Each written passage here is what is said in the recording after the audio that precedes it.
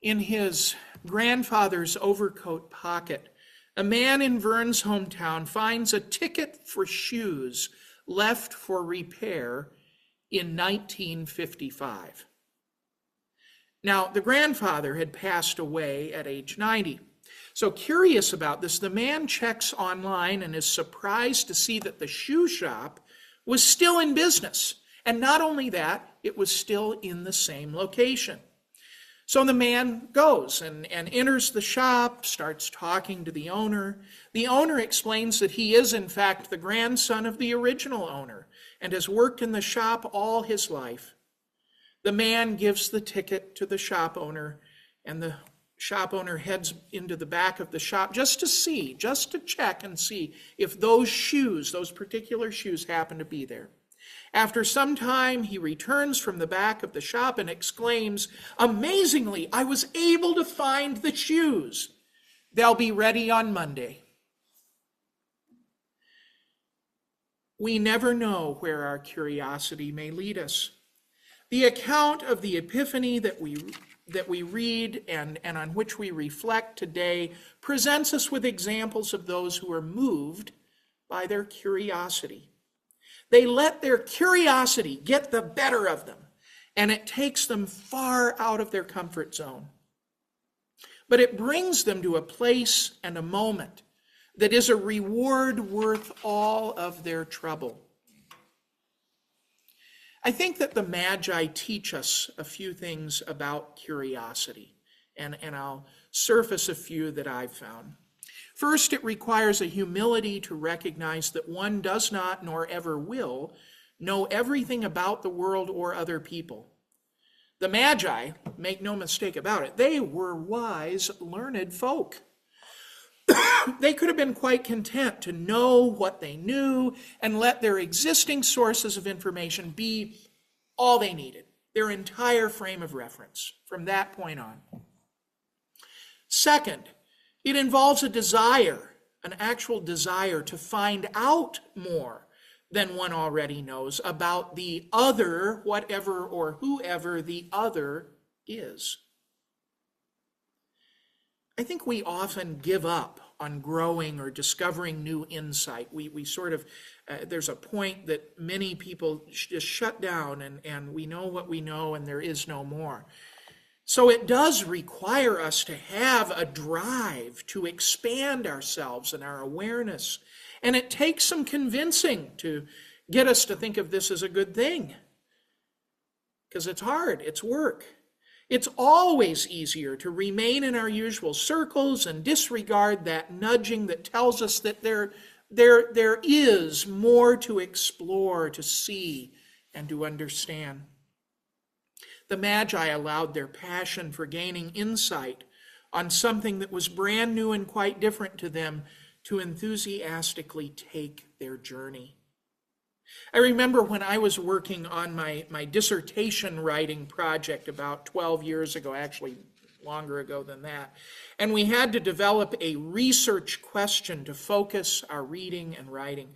After we generated this research question, one of our instructors told us to write that question on a Post-it note, or maybe something even a little stronger than that, something that would stick for a long time, and said to put that right on to whatever it is that we were using to write our dissertation, our computers or whatever it was, either right there on it or next to it. And this was so that when we were tempted, because this instructor knew we would be, when we were tempted to venture off course and start looking up different things, go down different rabbit holes, we could take a look at that question, and it would be right there in front of us, and all of a sudden that would put us right back on track.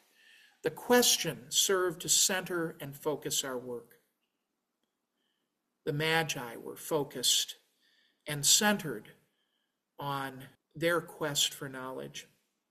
Third, it does mean taking a risk. No way around that.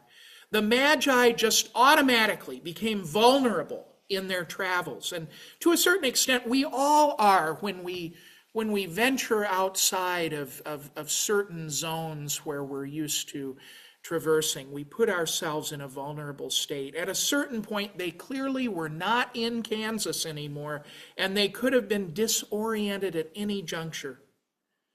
In reality, their interaction with Herod, just to use one example, could have gone awry in any number of ways. But they put themselves in this position of vulnerability in order to carry out their mission. We all risk something when we challenge and question what we have known or believed. And usually in the end, it only enhances and increases our knowledge. Fourth, and I'm not sure that we always give the Magi enough credit for this, but their curiosity was what I think of as strategic curiosity. They weren't naive. They paid attention to the signs. They studied extensively and followed faithfully that star that they saw in the east. They heeded the dream in which they were warned not to return to Herod, but to go home by another way. They didn't just have idle, random curiosity, but specific and targeted curiosity. The account of Epiphany tells the story of a journey, and I think it's so fitting that it comes at the start of a new year on our official calendars every year. January 6th, it's right there at the beginning. We then get to think about the journeys that we're going to take and imagine where they might lead us. They also give us the opportunity to journey in new directions, to new destinations. And if we're humble, driven, risky, and strategic enough, we can enter the year with curiosity and be bold enough to ask the right questions, and even maybe some of the wrong ones. I always admire the gutsy way in which Moses didn't just sit there and receive God's directions, but oftentimes many times anyway, Moses would respond with questions of his own. In Exodus chapter 3, when Moses asked clarifying questions of God, anticipating probably correctly the questions that will be asked of him, God is probably annoyed. I just picture that God has set this amazing mission. God's come to Moses in this burning bush, and he's made it perfectly understandable. This is the mission, and Moses starts throwing these questions at him. After all, Moses really is just trying to find some loophole to get himself out of going back to Egypt to free his people. I mean, that's really what's behind it. God seems, as I picture this exchange, to only grudgingly, God does respond, but only grudgingly to Moses' inquiries about who is sending him to release his people. That's sort of the most consistent question Moses fires back at God. One does have to give Moses some credit for asking and asking and asking until he gets the most complete answer he could get from God, that God's name is I Am. Now, I realize that does not sound like very much to us, but it was far more than with what Moses started. So it is something. Curiosity gave Moses something with which to work, and it also made a difference in Paul's conversation with the people of Athens, where he tried to explain the uniqueness of the God who raised Jesus Christ from the grave. Now, this was, admittedly, we have to recognize, I mean, we as people who have heard about this resurrection for 2,000 years, it's not an odd thing, but to people who didn't think in those terms, this was a difficult notion for them to grasp. And as Paul spoke, it said that some scoffed. I read that, and I could very well be wrong, but I think a lot of them scoffed. I think if you did a statistical analysis, most of them scoffed. Not all were curious about what Paul was saying. They turned him off. They shut him down. They walked away. But then there's that word that always needs to be paid attention to. But some of them joined him and became believers. Curiosity got the better of them, and it enlarged their concept of God and the world in which they lived. Curiosity, the humble, driven, risky, strategic kind, can take us far into the year before us as well. Rabbi Sharon Brous wrote a book published about a year ago right now called The Amen Effect, Ancient Wisdom to Mend Our Broken Hearts and World. She recognizes how damaging our increasingly distant way of relating to one another can be, and how the separation is negatively impacting us spiritually, emotionally, and relationally. There's a chapter that I find particularly helpful, and it's on wonder. It's called Wonder. In it, she laments the lack of wonder, awe, and curiosity that we seem to have about one another today, and specifically with regard to those different from us. Brous writes, "Curiosity is the birthplace of compassion, but the greater the distance between us and the other, the less curious we are about each other. When we don't wonder what the other is thinking or feeling or where the pain comes from, when we don't interrogate our presuppositions, our hearts close to one another.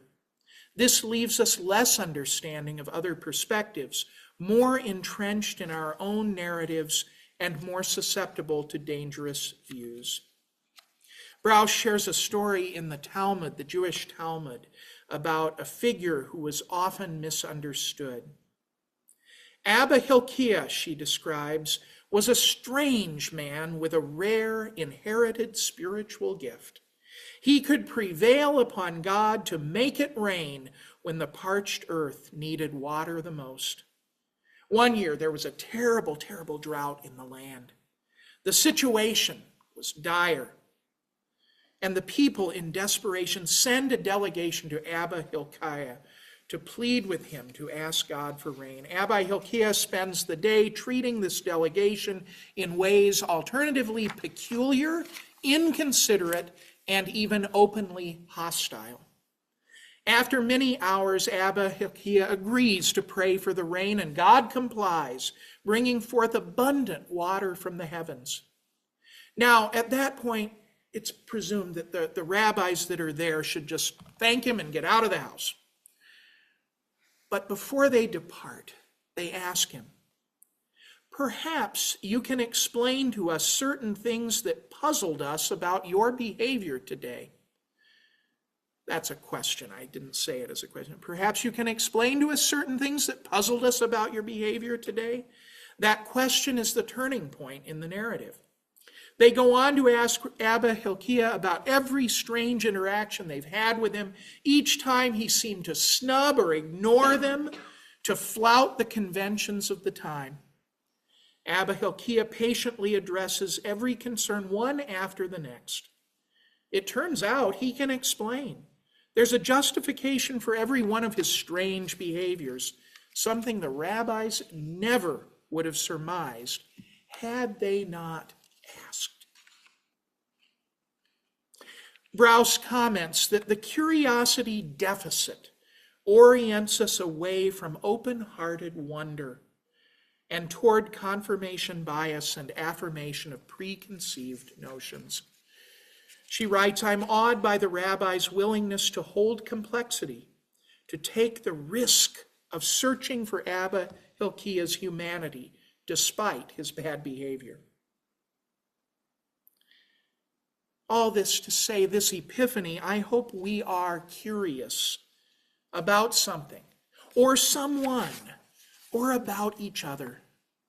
I encourage us all to formulate our questions, to get excited about knowing something new and about discovering what we had not previously understood. We too, like the Magi, can be humble, driven, risky, and strategic in our curiosity and pursuit of what it is that is before us, that is as yet unknown to us. A blessed Epiphany. Amen.